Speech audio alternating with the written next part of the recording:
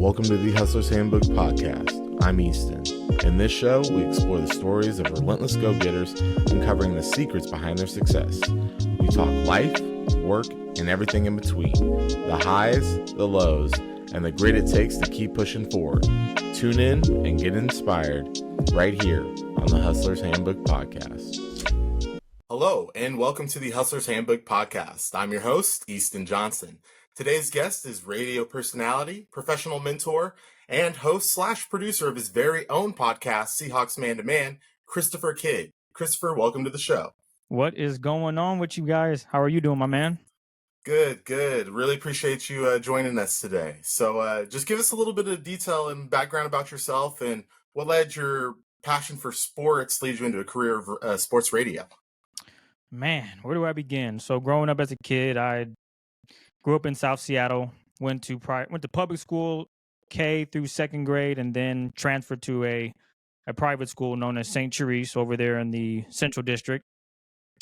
So third grade through eighth grade, I was in private school, and I was known as the talker in the classroom, someone that wouldn't shut up. Just, Chris, shut up.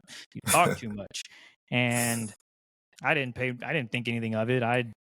If you asked me going into eighth grade, do you see yourself doing sports radio? I would have looked at you and been laughing because that wasn't something I was thinking of. I had never listened to sports radio growing up. I was into music, into sports, just entertainment, I guess is the way to look at it, and never really thought much about it. And got to high school, the stigma stuck of you talk too much, you laugh a lot, you're silly. So nothing really clicked. And once I graduated and realized I wasn't going to a four-year university as all my friends were, it kind of hit in. Damn, I've been average my whole life, never really worked hard enough to do anything, was just getting by. So the whole joke of C's get degrees. I was that high school student that had a bunch of C's, but I got my degree, went to O'Day High School, a prominent private school, all boys, and sure, I had an opportunity to run track and all these other things, but that didn't happen.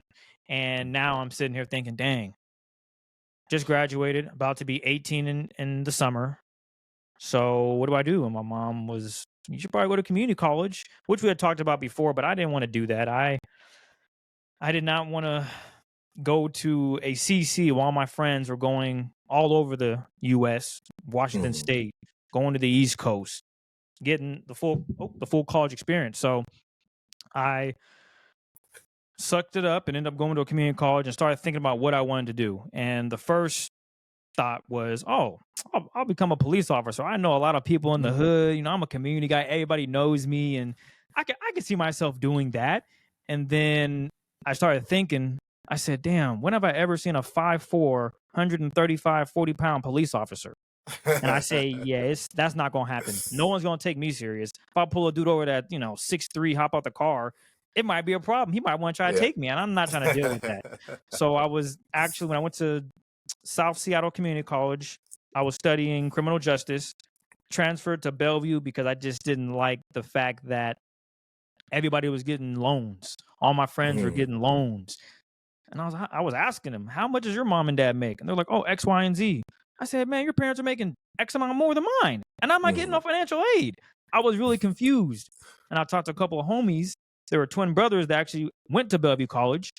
And they said, yeah, Chris, come over here, bro. They'll give you whatever you need, bro. You'll be able to come to this school, and you won't have to worry too much about it. You'll get a bunch of grants, probably get some loans. And sure enough, I go to Bellevue. I do a visit. I met with a counselor and talked about financial aid, and she told me, well, you'll definitely be fine here. So I made the transfer, and then that's when I switched from criminal justice to communications because, as I mentioned before, growing up, I was talking a lot, and I felt, okay, this might be the opportunity for me, whether I'm in public speaking, whether it's, I don't know, podcasting, whatever it may be, I might have an opportunity here. Now, this is around 2013. Nope, actually, 2013 when I went to Bellevue. So 2013, I went to Bellevue College, and everything kind of started clicking from there. I started realizing, wow, I'm pretty good at this communication stuff. I can be a writer maybe. Okay. But public speaking, I'm getting comfortable with. I don't mind doing presentations. I'm not afraid of an audience per se. Obviously, I'll get nervous, but I wasn't, oh my gosh, I can't do this and freaking out. I know a lot of people have a fear of public speaking or in general. So for me, I found, okay, this might be something. And I ended up getting my associate arts degree. And through those 3 years of Bellevue College, I kept talking to my counselor about where could I go to continue my education in communications. And she mentioned Washington State University. And I had a couple of friends that had transferred out of Bellevue College to WSU. So in my head, I was thinking communications, Washington State. She was telling me how great it was. And I said, yeah, I'll do it. So I ended up applying. My GPA as much better. I went from a 2.0 type student to damn near a 3.0 just because of the effort that I was putting in the classroom. And I realized, oh, I can do this. My mom wasn't blowing smoke in my head. I just had to put in the effort. So when I applied, I'll never forget, I got that big package. You know, when you get accepted to a college, they send you a bunch of stuff. So I saw the big package and I just knew I got accepted. And it was obviously because I'm a transfer student. I got my associate arts degree. All those things look great, but I really earned it. And from there, I realized, okay, communications is it. I got to get my foot in the door. I don't know how, but I'm going to do it some way. And from there, I had to take a couple of communication courses and I learned about podcasting. I learned about radio. I learned about doing your own radio show. I learned about all these things and I started finding out what was interesting to me. And I also wanted to do sports management. That was my minor. And I was thinking, okay, maybe I could work in the NFL or the NBA doing something. I don't know what it might be, but I was interested in working in sports because, again, as I mentioned, I'm 5'4", $140 in college. I'm thinking, yeah, I'm not going to be able to be a cop. I'm not going to make it to the league in anything. So how can I still be a part of the professional scene without being a player, without being an athlete? And there were plenty of jobs that I was researching, looking up. And it just became something where I remember the start of my junior year at Washington State. I realized, okay, I got to get some radio experience. And lucky enough, they had a student ran radio station on campus. And all you had to do was go to a few meetings and basically just give your own show. And you can test it out to see if it's something you are interested in. And you want to talk about nerves? Oh, man, I still have my first show that I ever did, and it was bad. It was brutal. Every time I go back and listen to it, I go, wow, you got to start somewhere. A lot of a lot of you knows. I wasn't very comfortable with speaking to whoever was listening at that time. But as I got better at it and kept practicing, it just became normal. And I ended up getting 2 different co-hosts. One of them, he's actually a police officer over in Tennessee, but he did the show with me. His name is Corey Williams. So shout out to Corey. That was my first co-host. And then another homie, his name is Najee Ali. He's back in the Seattle area. I believe he's teaching over at Rainier Valley Middle School. And he's doing fabulous work working with kids in the gym, making sure they are reaching their goals. So shout out to Najee and shout out to Corey. Those are my 2 first radio co-host, and they were with me for the journey. Mistakes and all, having the music potted up too loud so no one can hear you, just all of these issues that you're supposed to make when you're doing your first radio show at a college. And I had a few listeners, it'd be my mom, a couple of friends, and it felt good. I was doing something that I was really enjoying. And then the reality kicked in. Well, you're not going to get a job fresh out of college. That's just not how it works unless you have connections. And I had a few connections, but nothing that was going to allow me to jump right into radio or sports in general. So I really I graduated with a clean slate. I had a degree, but now all these connections, how am I going to make this connect and how am I going to leapfrog into the industry? And luckily enough, I had a mindset of, I'm going to start a podcast. I don't know how, but that's what I'm going to do. And this is in 2016. So podcasting, it wasn't, being a local podcaster was unknown. If you were doing it, you had to have been you had to be a celebrity pretty much. I'll be honest. If you weren't popping, why would you start a podcast? Yeah. I wasn't popping, but I knew I wanted to do it. So at the time, there was 3 gentlemen that went to the same high school as me and one that went to Renton High School. And we had a group chat. We'd be arguing about sports all the time. I'm talking NBA Finals comes up. We in the group chat texting, yelling at each other. And the funny thing is we all worked at Finish Line together. So growing up, my first real job was retail. And obviously it was at Finish Line at South Center. And we would connect there. And that's how we all started being friends. And as that grew, I talked to them about doing a podcast. They were, oh, yeah, let's do it, bro. We in. Now, it sounded good, right? Everybody wants to do it. It sounds good. But as you get older, reality starts kicking. Am I getting paid for this? It's like, it's damn near a job.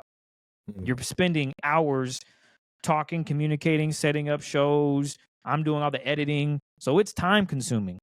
And I remember before we launched our podcast with my four friends, we had a big meeting and we met up at one of my friend's girlfriend's house at the time.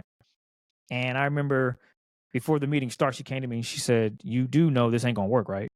You know what's going to happen. It's not, you guys, some people are just going to drop out. And I said, you're probably right. But for me, it looks good on my resume. And I was a leader of this. I'm the producer. I'm hosting with these guys. I'm giving them an opportunity to do something that I don't think they'd be able to do.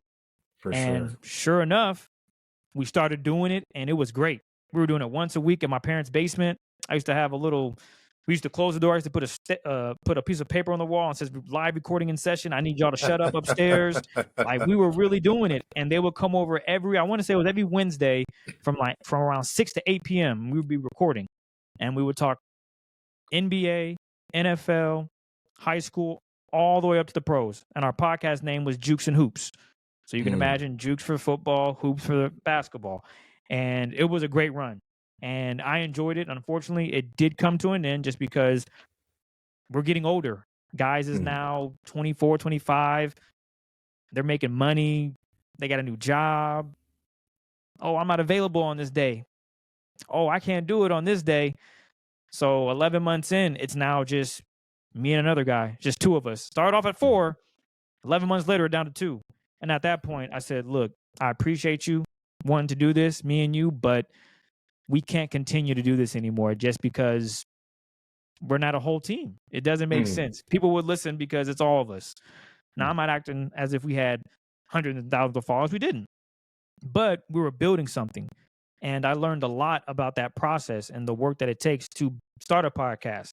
And your ego takes a hit because you might have a couple hundred followers and now you only look and there's 30 people that listened.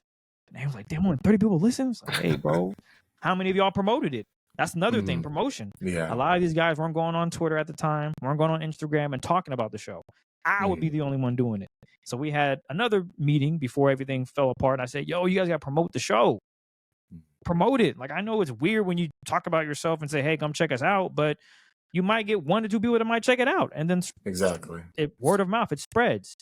And I remember it got to the point where I kept pushing people to promote the show between us. And I remember getting texts from homies like, hey, man, I'm really enjoying your guys' content. Can I come on the show?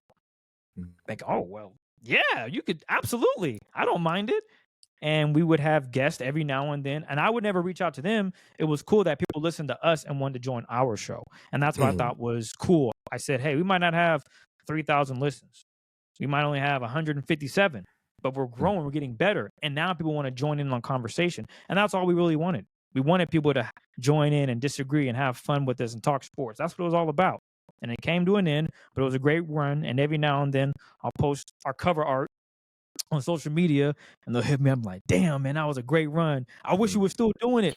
Because, man, I saw a vision of doing high school games because high school, anybody can go. Yeah. But I wanted to talk to the young kids, and I can only imagine if I was running track in high school and someone wanted to come rap with me after I just won districts. I don't care if it's a no-name podcast. They want to talk to me after I just won. I'm going to be excited. And that's what I had envisioned. And it's not happening today, which says someone can go out there and do it. It's 2024. I don't know of a podcast that's putting high school kids on a nice little pedestal and showing off their skill set, basketball, football, track and field, you name it. But that's what I envisioned. And it didn't come true. It didn't happen, but I learned a lot in that process. And after learning that and doing that podcast for 11 months, I had a friend who now works for The Athletic. His name is Mike Dugar. He covers the Seahawks via The Athletic. At the time, he was working for the Seattle PI. And he had been on, I'll say this, he had listened to a couple of my shows. And then also, while doing that podcast, Jukes and Hoops, I launched another podcast with Donald Watts, who is the son of former Sonic Slick Watts. Slick, yeah. Yeah, he was my mentor growing up. He was my mentor, my coach. He was the one that allowed me to take my basketball game to the next level and gave me confidence that I could do it at 5'4". So I kept pushing, and I never really lost touch with him. But when I got back, he also wanted to do a podcast. So to double back, when I graduated, I started my podcast with my homies, and then I was doing a podcast with him. And then I also had my boy Mike Dugar. He joined in on 2 episodes with Donald Watts and I. And that podcast, it was called The Real Spill. And Mike came on twice. And I knew he was covering the Seahawks. And in the back of my head, I was always envisioning doing a podcast with him covering the Seahawks. And it's crazy how you manifest things, and it's all in your head. And I was never going to go, hey, Mike, man, you want to hop on the mic and we do a podcast covering the Seahawks? I wanted him to say, oh, damn, Chris is good at doing what he does. I like what he's doing. I would love to work with him. And I kid you not, maybe about a month later, he texts me, hey, bro, they want me to do a podcast. They're trying to pay me X amount of dollars to do it, but I'm not about to talk to myself for a whole hour. You down to do it? And I said, bro, let's go. And I started off doing the Seahawks Man to Man podcast via V Sporto. I don't think this company is no longer existing, but that's where we started. And I was getting $25 a show just to talk Seahawks. And I fell in love with it. It was, this is where I'm at. This is what I want to do. And I remember our first draft we covered was the 2017 Seahawks draft. Shaquille Griffin, all these young guys, the quote-unquote new Legion of Boom. Yeah. And our pod just started rolling. We were doing okay. And I was, okay, this is what it's like to be a producer and podcaster. And this is still early in the podcasting game. God, it's 2017. That's almost, 8 years ago, 7 years ago, 7, 8 years ago? So it's a very long time ago. And we were doing it. And while one podcast fell away with the Jukes and Hoops, I gained another big one that I'm still doing to this day. And doing that podcast really set me up because I was still doing the Real Spill, and I was doing it out of Donald's. He was in a nice building, and it had rent space. It was huge. And we would go in there and record. And then come to find out, he's on the radio once a week talking NBA and UW basketball. So he said, bro, we can dead all this. How about we just go to KJR and do our show? I said, like the radio station? He's like, yeah, I know a couple of dudes there. I got it. I'm on their show once a week anyway, so I can get it done. And sure enough, about a month and a half later, I meet the assistant program director at KJR, and Donald's like, hey, he can produce, he can do it all. Whatever you need, he can do it. And I was like, damn, that was a great reference. And yeah, for real. The assistant program director told me, hey, we don't have anything open right now, but you're more than welcome to use our studios. And he wanted to know my background. I said, self-taught producer. Went on YouTube, learned, and was stressed. But here I am producing in a radio station, this podcast with Donald Watts. And then have my own podcast equipment that I worked with for the Seahawks Man to Man with my boy Mike. And we did that for about a year out of the radio station over and over again. That kind of fell to the side. But I remember I had Shockey's number, and he texted me about an opportunity. He said, I can get you in the building.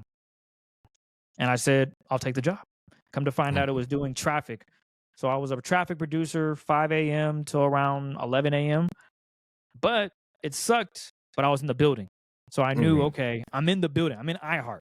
I'm just across the way. And I remember when I would get off at 10 o'clock, I would always see Cliff Averill walking in to do his morning show, Cliff and Puck, 10 to 1 on KJR. I would always see him and say, what's up? Like, what's good, bro? And I was in the building. So I knew I was getting closer. Didn't know when. The backstory on that, I applied for the job once and didn't get it and was heartbroken because I thought, what? I've been producing for X amount of years. How did I get this job? But they went with someone else. How it works out is crazy because I wanted to quit. I'm not going to lie. I was still doing the Seahawks Man to Man podcast, still doing Jukes and Hoops. That was coming to an end, but I just thought I was going to land this job at KJR, but I didn't get it. So I continued doing the Seahawks Man to Man, continued working, continued grinding. And like as I said, I'm in the building now. So I've been in the building for maybe 10 months, maybe, and I get a text saying, "Hey, this was after the big snowstorm in 2019. I don't know if you remember that snowstorm we had in February, but it was nasty. And in 2019, I got a text that morning, like the day when it started getting better. He said, "Hey, I have an opening, and you're going to be the assistant morning producer for Chuck and Buck in the morning." And I just was elated. I was excited because I am now transitioning over into sports radio, and I'm getting closer and closer to radio producer. And sure enough, I said, hell yeah, I'll take it. Another morning shift, but I'm in the building. So from 2019 till around August of 2020, I was the morning producer, assistant producer. So I had to do one big segment. That was my job. And it was a hefty segment, but I had to do it pretty much on my own. And I did it every day, did a really good job. The host, his name is Chuck Powell. He raved about the work that I would do. He told me face to face. He was really proud of the work that I was putting in. And I don't know if he had anything, I don't know if he mentioned that to the higher ups, but in 2020 of, I want to say around August, I remember they basically said, "Hey, Chris, do you want to produce your own show?" I said, "What? I've only been here a few months. I'm getting my own producing." Like, yeah, we'll give you the reins for Cliff and Puck. And I said, "Yep." And it's crazy how it all worked out. The person that they hired previously, because remember I told you I didn't get the job at first when I first applied, and I was just pissed because I'm thinking, how did I not get it? I've been producing podcasts for the last 3 years. I'm killing it. This is my lane. I know what I'm doing. Like, this is perfect for me. So the same person that they hired, they are now letting go. Oh, wow. Yeah, it's a cutthroat business. So the person that they hired, he was doing the afternoon show, the drive home show. And they had the producer 10 to 1 show was then going to move from 10 to 1 to the drive time. What is that? 3 to 7. And then I was going to fill in the slot for 10 to 1. The 6 a.m. producer, now he's doing his own thing. I felt kind of bad, but at the same time, my opportunity was there, so I had to take it. And I took it. And I worked on the Cliff and Puck show for 3 years before Cliff left, got a new host. And then we land at this current situation now where I have been thrusted into the role of host and producer now. But that just shows the progression. I went from doing podcasts to getting introduced to the assistant program director, who is now the program director of a radio station in Denver. So all these things just kind of fell in line for me. And it has been quite the journey, but it was worth it. I did not think I'd be here. My parents now, we heard you, we listened to the show, cousins, bro, I hear you on the radio, is hella dope. And sometimes I don't realize how cool it is just to be a personality that's just on the radio talking sports. And I've been doing it now for a few months. It's a challenge, but challenge accepted. You have to watch sports, obviously. You have to know what you're talking about. You have to be confident. And not everybody's going to like it. I get that. You're going to have your people that support you, people that hate you, people that love you. It is what it is. As long as you enjoy doing what you're doing, and that's where I'm at with it. But it's been a journey, and I wouldn't change it for the world. It's crazy how things work out, but here I am now, as I said, producer and co-host of the Greg Bell Show with Christopher Kidd, Monday through Friday, 10 to noon. I can't make it up. It's crazy how it works out, but I have to admit, podcasting, knowing the right people, and doing the work. Because I could have said, I want to be in radio, but I'd be working at Enterprise. How are you putting yourself in position to go work at a radio station when you're selling whips, when you're renting out vehicles to folks? It doesn't work.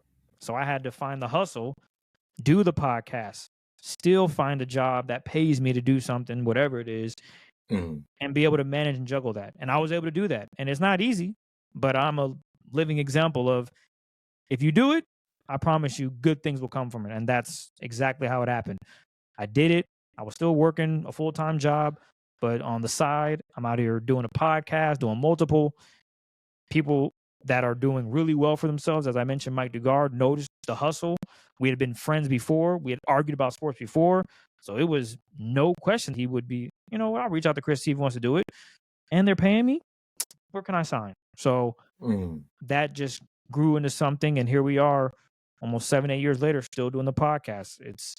We're heading back into training camp, so come late July, we'll be back to weekly shows, and the grind continues.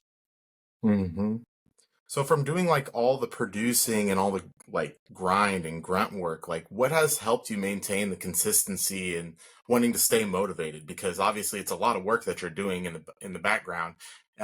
What has maintained your consistency with all that? Where else can I go with this? How high up can I go? Can I get my own show? Which I'm a co-host now of a show.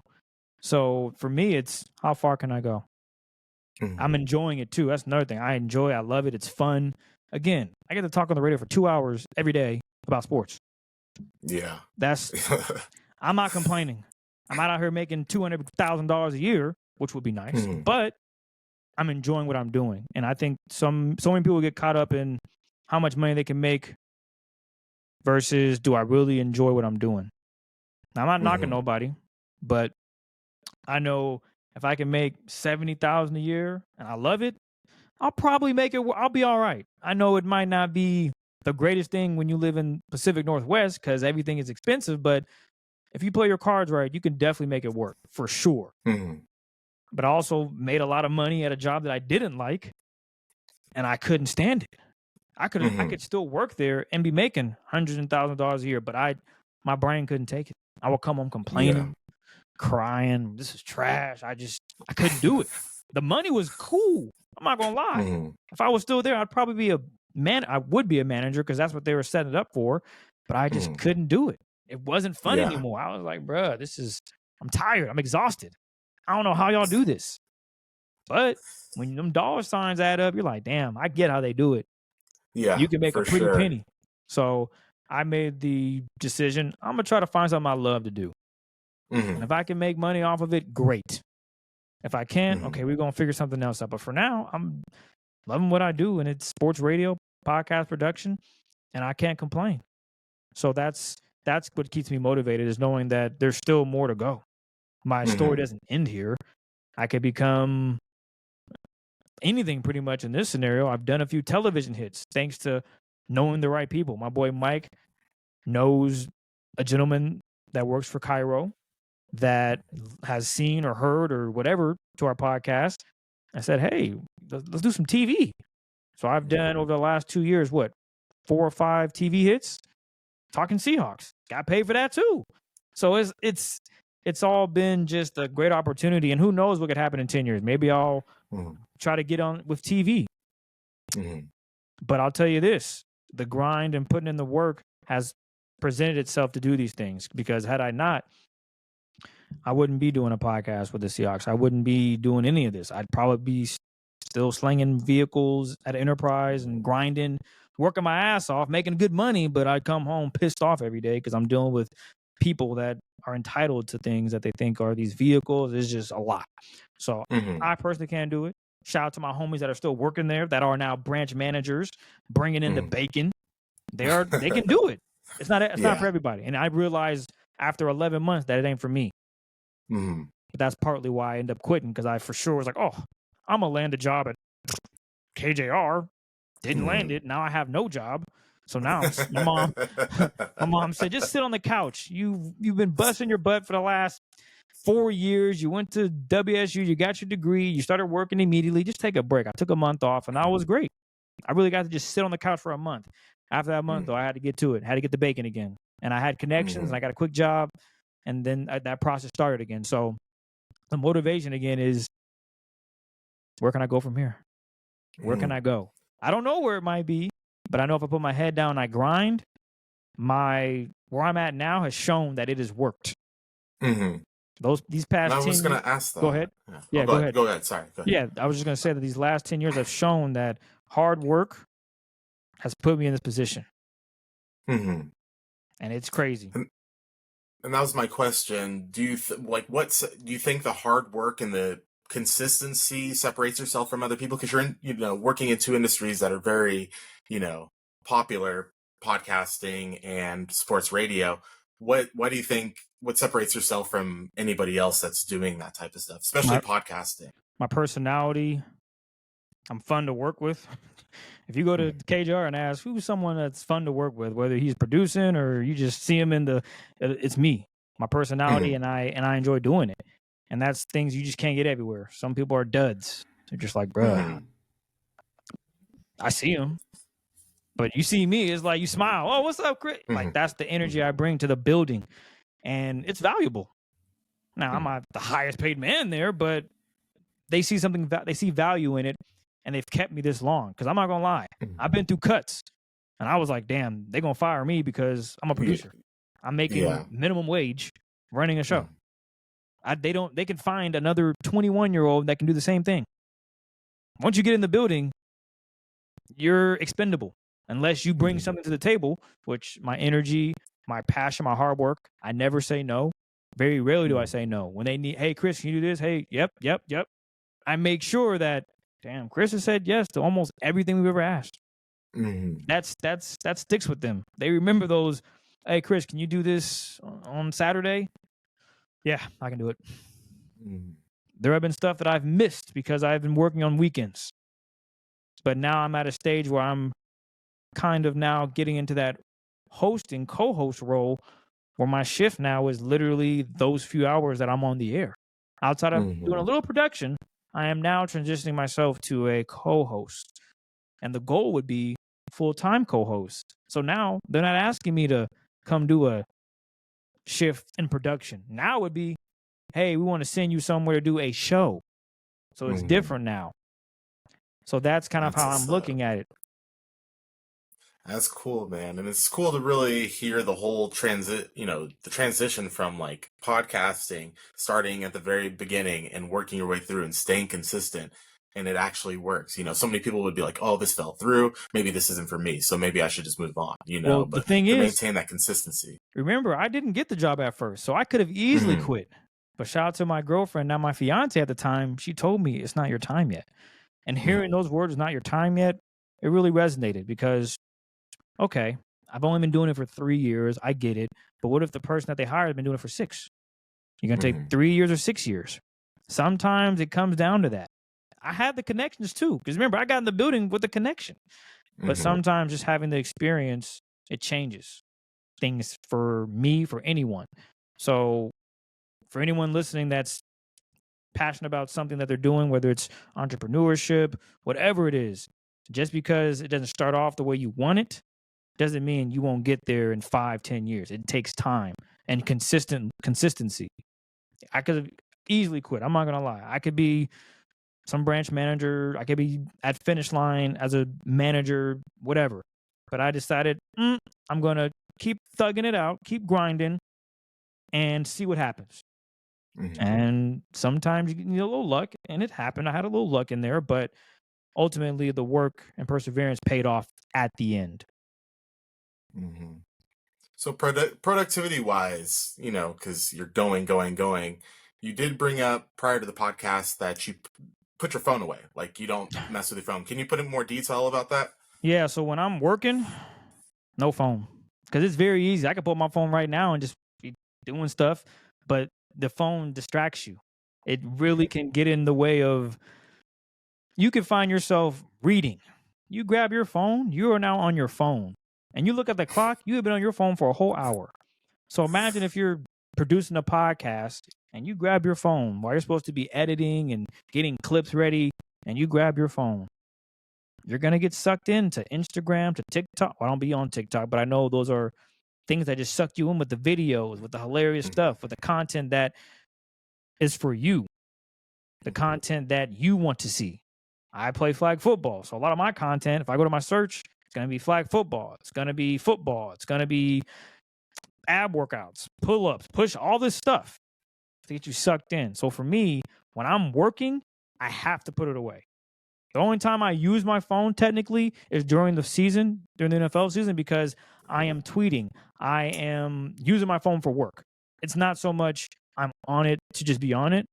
But once the game ends, I go on my laptop and I am reading stats. I'm reading everything I can about the game, and I'm not using my phone. Only time I use my phone is to talk to Mike about certain things that we might want to discuss on the show after the game. But other than that, my phone is put away. And that's even with my mentoring job. I work with teens, and their big thing is they're on their phone. You will be in a conversation with them and they'll be, yeah, yep. And in my head, I'm thinking, okay, I need to show them that I can put my phone away. So I try not to have my phone with them just to show them that, oh, Chris is never on his phone. I can do that too. They haven't picked up on it as much as I'd like them to, but then that's a good exercise for me just to sometimes put the phone away. I even try before I go to bed not to be on my phone as much, but I have failed at that. And that's something I want to get better at. But the phone is a distraction. And when I say put it down, I just mean when you're working in your space, you don't need your phone. You're working. Unless there's an emergency, they will contact you. 9 times out of 10, you can put your phone away for a few hours and get what you need to get done. So when I'm editing, even when I'm on other people's platforms, I try not to have my phone on me. I try not to be texting because it looks really weird. I've seen podcasts where people are potting and they're think they're Adam Schefter. Man, and it's for me, it's a distraction because I'm thinking, well, aren't you supposed to be giving us information, entertaining us, any of that? But instead, you're, yeah, bro. Hey, did you? And to me, I don't think that's cool. So for me, when I'm working, it's hands on deck. Whatever I'm focused on doing, that's what I'm doing. It's working. The phone is a distraction. And that's one way to eliminate getting caught off guard and doing a bunch of other stuff. Staying away from your phone, putting it away. So I do a really good job of when I'm working podcasting, working with the youth, I put my phone away. Even in the radio. Sometimes I will see other producers and their heads are down and they are just on their phone. Now imagine you already have, a co-host with you, but you and your co-host are talking and your producer has his head down and he's just on his phone. And maybe you wanted to ask him a question. Granted, producers don't really talk on the air that much, but on our station, it's welcomed. No one's going to say, you're a producer, stop talking. Obviously, when I first got there, my job was, hey, your job is to make sure this show runs smooth. You don't need the mic right now. But after a year, after about 10 months, I graduated to, okay, you can speak on the mic. But we don't want this to be the such and such show with because it's not, you're a producer right now. But as I got better, okay, now it's, as I mentioned, Greg Bell's show with Christopher Kidd. I have more of an opportunity to speak my mind, and that's the growth. But it's distracting. I remember walking by and seeing a producer just head down, and the host is looking at him, but there's no interaction. So now he's like, that's a dud. Okay, what can I look at? Because sometimes it's all about just looking at someone and getting their reaction and things of that nature. And when your producer got their head down on the phone, okay, well, where do I go to next? Oh, the co-host. So again, the phones are a distraction. I'm telling you. So for me, being able to work in a space in radio and in podcasting where I put my phone away. Because how rude would it be if I was just on my phone texting and trying to talk to you? You'd probably be like, yeah, I'm not going to air this. This is very awkward. He's not interested. This now. Yeah, he's not interested. Our listeners are probably wondering why is he even on the show. So for me, I take that with any and everything.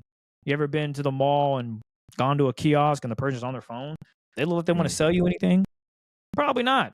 Whereas versus someone else that will just run up to you and talk to you, well, they're really trying to do it, but it's you can just tell they're not really interested. And that's fine. I'm not knocking it, but I see it on your phone, I'm going to think, okay, they're not really rocking with whatever's going on. And that's what I don't want to happen to me when I'm doing radio, whether I'm doing the podcast, producing, whatever it may be. I just realized that the phone could be a distraction. I can get sucked into that so easily.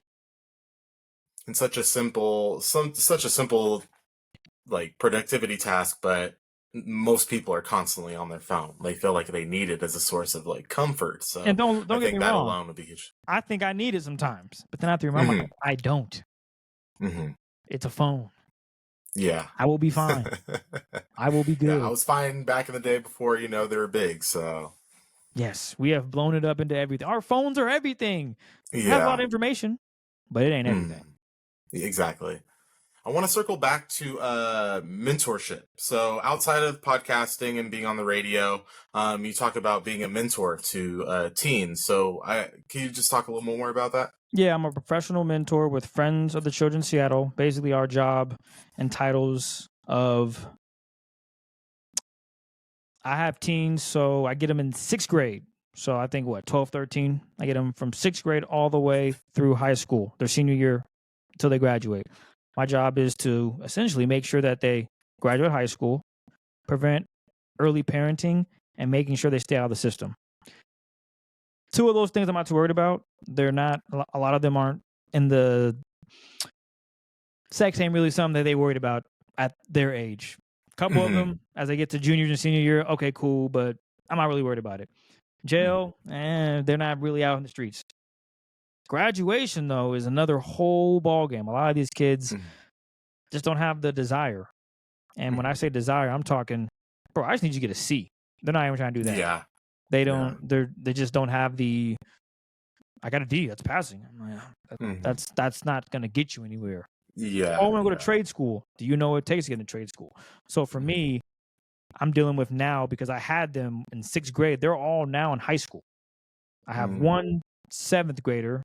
He transitioned to me last year, but the rest of them are in high school. One just graduated, and they're finding out how challenging it really is. Like they're realizing, oh dang, all the stuff he was telling me back in middle school. Oh, okay. And I'm trying to prepare them. I'm telling them, hey, you should join a club because it looks good on a resume. What's a resume, Chris? Oh, okay, I can tell you what a resume is.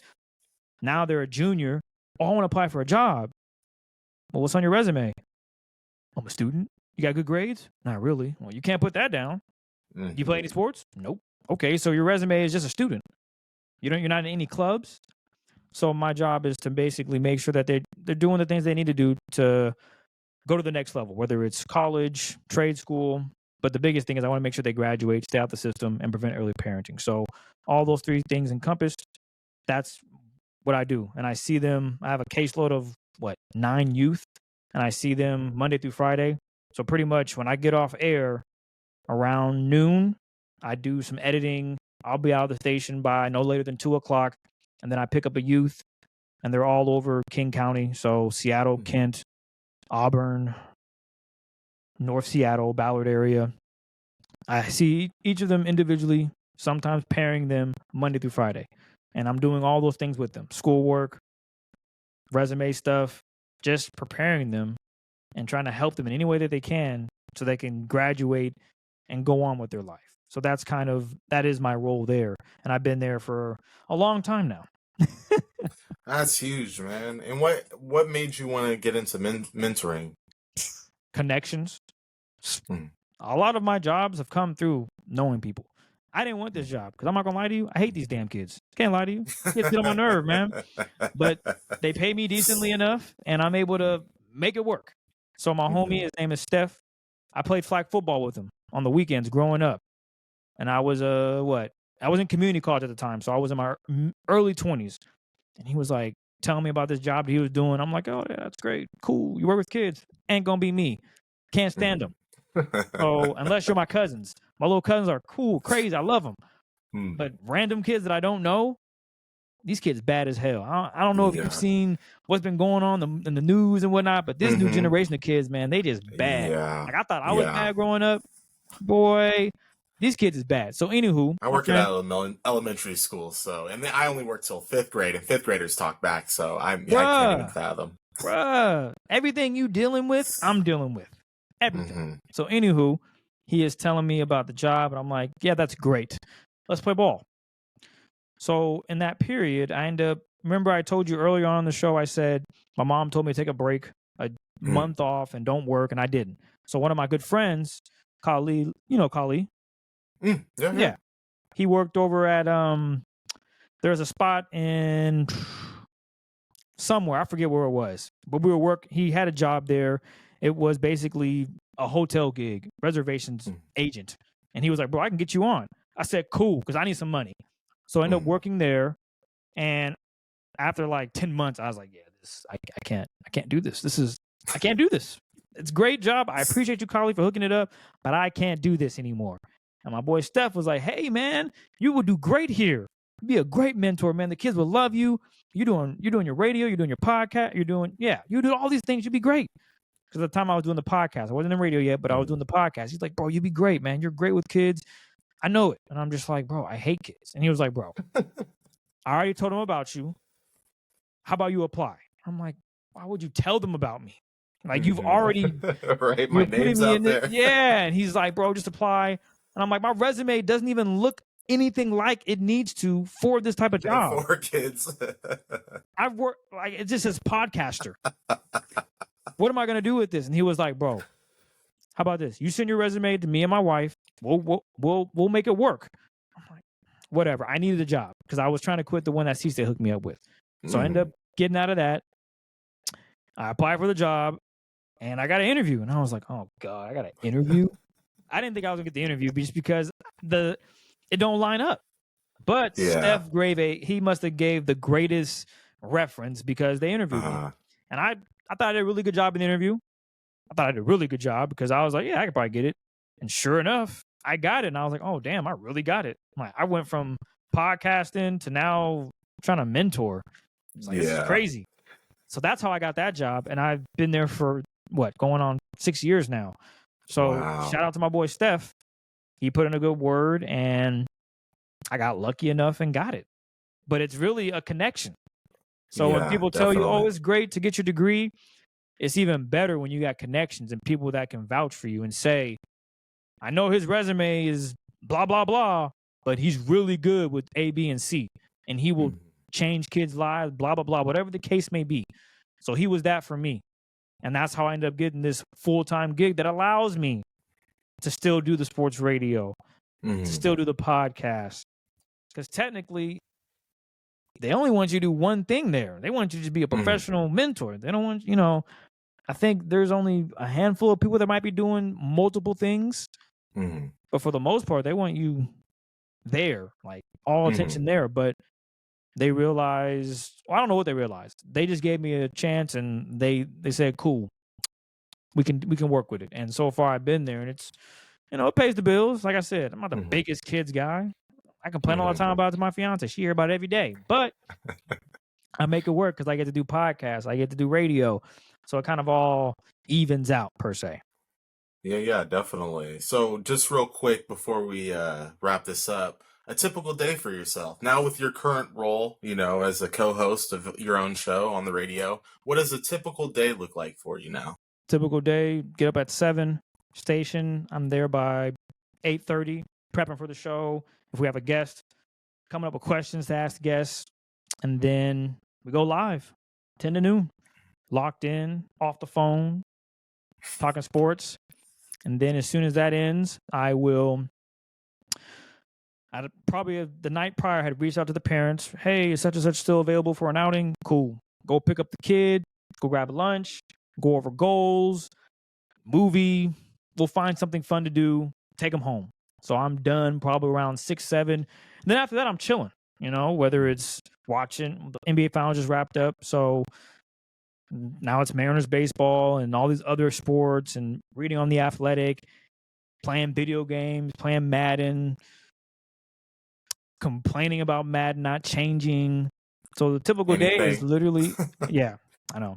Typical day is now, 7 a.m. get up, in bed by no later than 11 to midnight. But, from 8:30 to about 6 o'clock is just working. And, I can't complain. It's not bad. And I'm trying to transition into new roles within Friends. So hopefully in the next 6 months to a year, I can have something else because I can't be a mentor forever. I'm not trying to be 40 years old driving kids around. That's not my vibe. Because it's a great organization, but I see myself doing more. I'm not about to be a mentor at 40. Can't do it. That's not my role. I've done it. Graduated one youth so far. Congratulations to that young man. Got through it. He did it.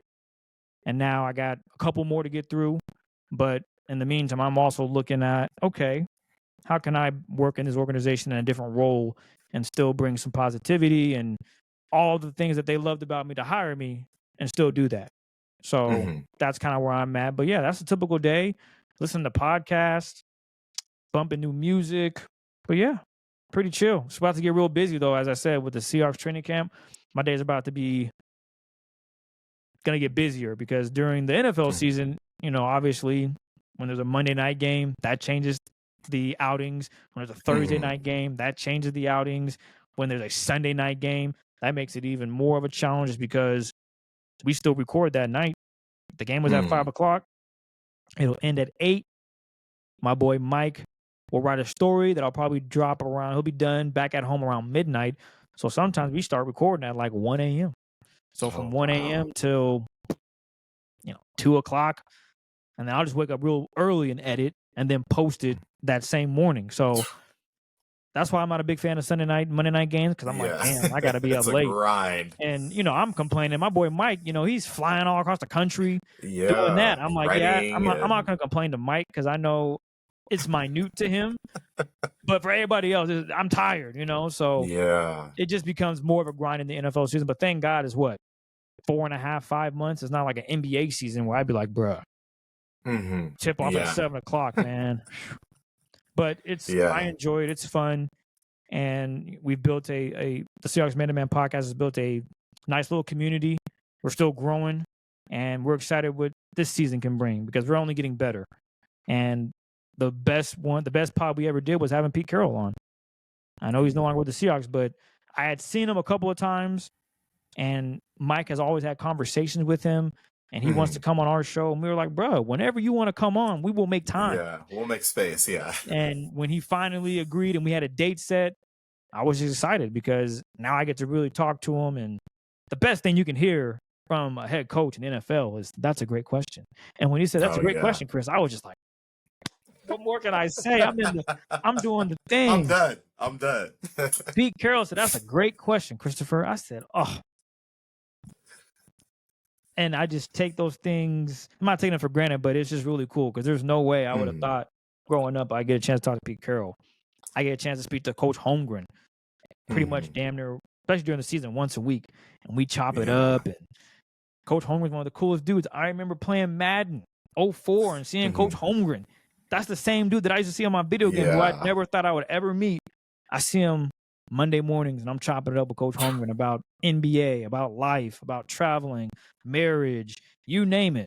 Chris, how are you doing? Oh, I'm listening to you on the radio. You sound great. You guys are doing a great job. It's like, man, this is crazy to me. Coach Holmgren, not your high school coach. Professional guy that went to the Super Bowl, coached the Packers, Holmgren. So it's just really cool. And I don't take it for granted. It's really dope that I've built these type of relationships and these people know my name and I know their names. It's really cool what radio and just connections can do. It's really awesome. It's really cool. So if you're out there wanting to get in anything, just make sure you got some people in your pocket that you can just hit up and text, because you never know how far that text chain can go that can get you to where you want to be. Most definitely. What has been your proudest moment so far? You brought that up. So what has been your proudest moment in all of you've achieved so far? Man, there's a couple. Getting my degree, because I was the first in my family to do so.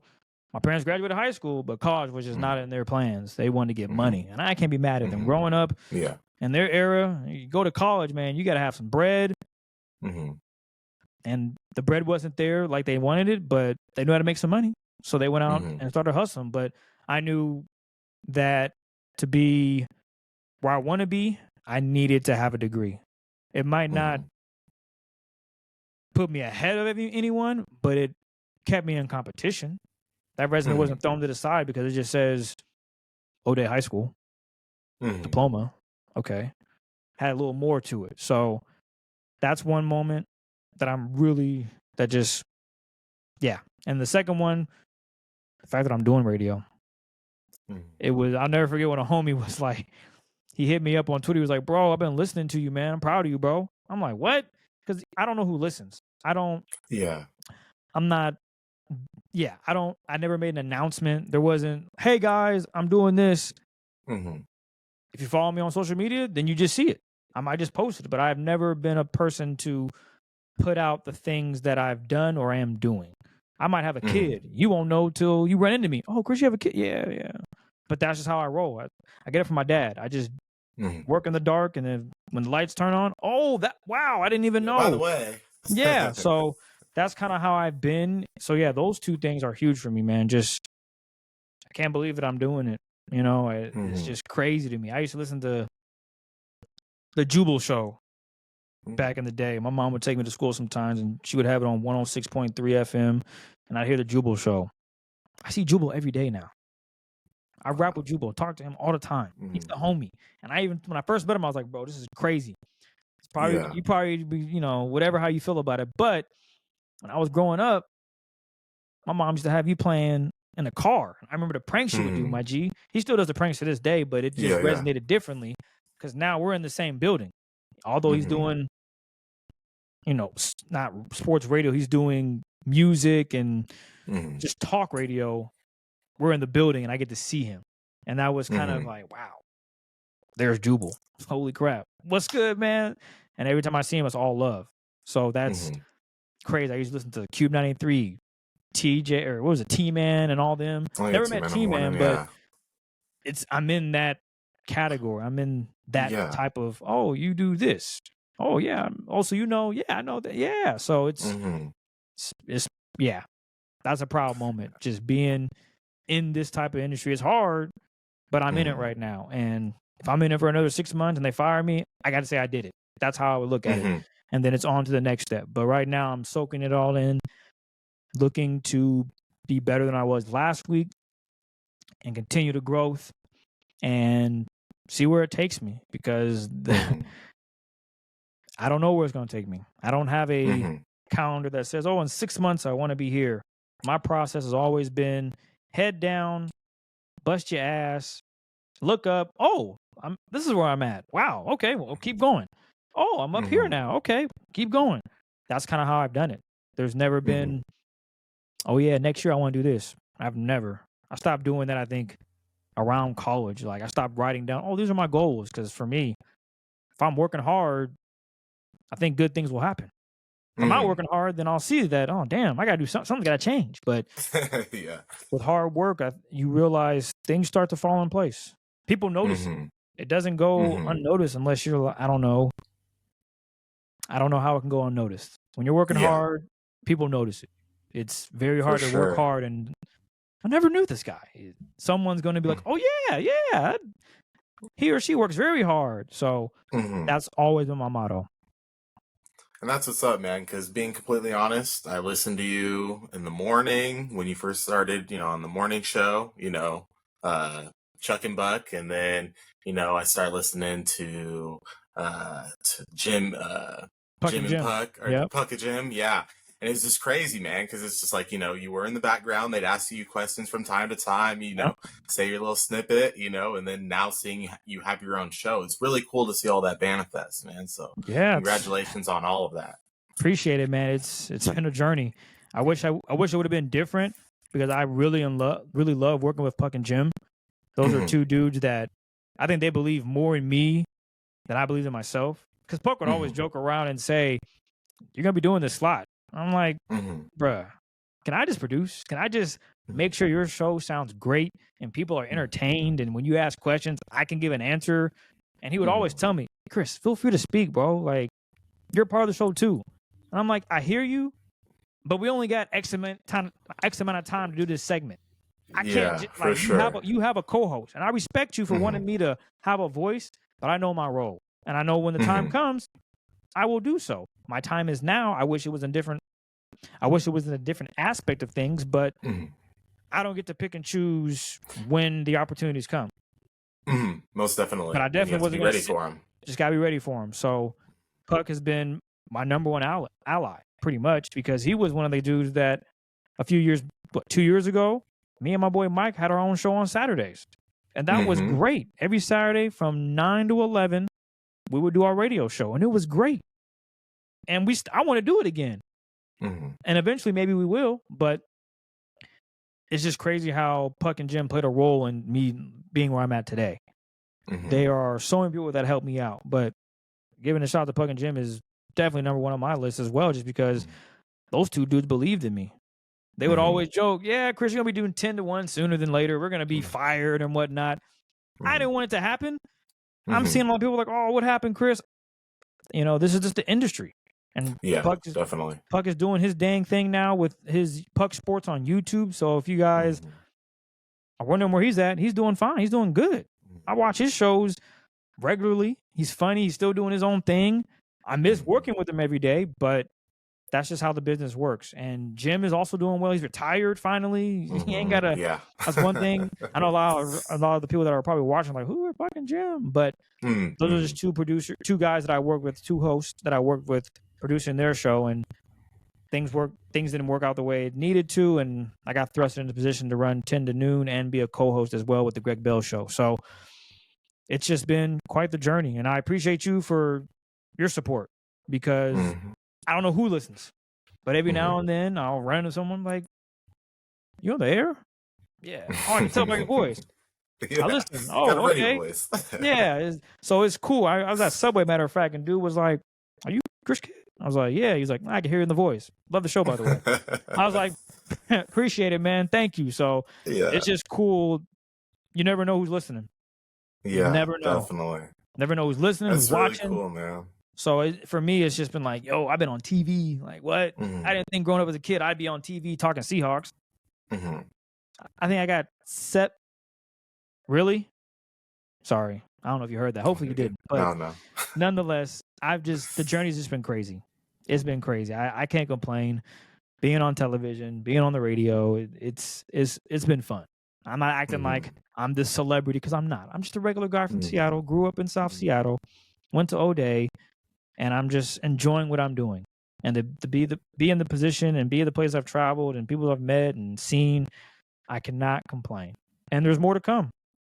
More to come. I don't know what it is that's coming, but I'm gonna take it stride by stride and put my best foot forward, and I'll see what happens. Like I said, I'm gonna keep my head down, keep grinding, look up. Oh, damn, I'm here. Okay, cool. Back to it. Christopher, man, it's been really cool to see that. And from the outside in, been a fan, for a long time, and nothing but positivity going your way. Is there any way people can follow you or reach out or keep in touch with all that you're doing? Yeah, so Twitter is kind of my, that's where I'm at a lot. And that is CKIDD206. I'm all over the place. I'm not just Seahawks. I know my friend Mike is mainly Seahawks because that's what he covers.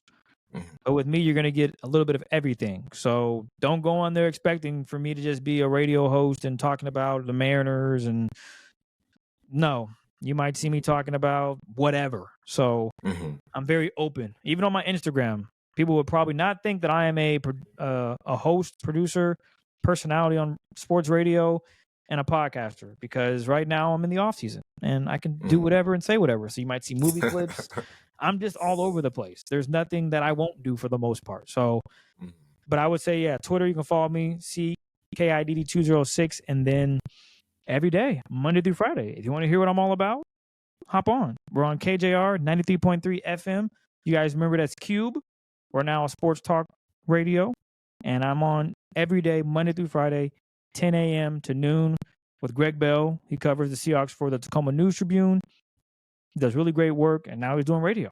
So you got two guys doing radio, and we're having a blast. So, again, you can follow me on Twitter, CKid206, and every day, check us out on the radio station, 93.3 FM. Just turn that dial in your car, or if you have the iHeartMedia app, you can just listen to us for free. Just go ahead and download it, search 93.3 KJR FM. We pop right up, and 10 to noon, I am on the airwaves. Christopher, thank you again for joining the Hustler's Handbook podcast. You gave us a lot of great information. It's great to see how much you've done and see your persistence and consistency has shown, and the success is there, man. So keep going hard, and I want to see you with your own show on TV sometime, man. And if I get my own TV show, man, I might disappear. I don't know what would happen. Yeah. But right now I'm taking it where I'm at and enjoying the process, because it's not guaranteed. Like I said, they could fire my ass next week. It happens. I've seen it. I remember working as a assistant morning producer. They had the Cube 93 morning show. There used to be 3 of them. They fired somebody. Couldn't believe it. I said, what? And that's when I knew. Oh, I'm not guaranteed. And I asked the assistant program director, am I good? He was like, you're okay. I was like, okay. I just got here. Like, I'm making nothing. You guys could easily cut me. But I've made it. So I'm not taking it for granted. I'm enjoying it, busting my butt, and having fun. That's one thing you can do. I'm in the entertainment business. Have fun. Try to make people smile, make them laugh. but also talk a little sports. And I think doing that, I think I should be okay. Keep hustling, man. You're doing what you love, and it shows, man. Keep it up, and thank you again for being on the show. Absolutely, man. Anytime. Appreciate it. Thanks for tuning in to the Hustler's Handbook podcast. I hope you found today's episode as inspiring and insightful as I did. Don't forget to like, subscribe, and share with your fellow hustlers. Keep pushing, keep striving, and remember, the hustle never stops. See you next time.